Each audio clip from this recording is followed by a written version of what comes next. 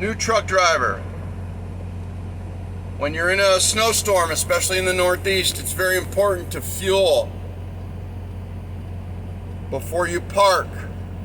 Because when you wake up in the morning, there's a really good chance you won't have any fuel. It's very important to fuel or top off your tanks before you park or even before you go into a storm. It's very important to do that because when you wake up, especially during a storm like this,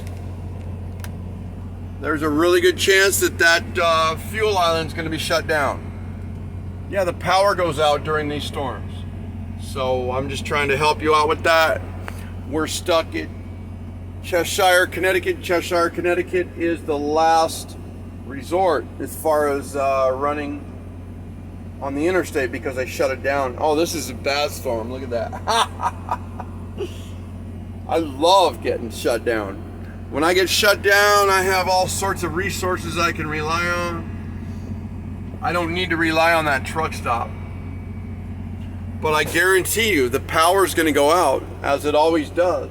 The power is going to go out, and all of those trucks that are fueling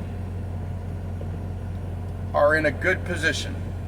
Because when you're shut down in a blizzard, you better have a full tank of fuel, buddy. Have a good night.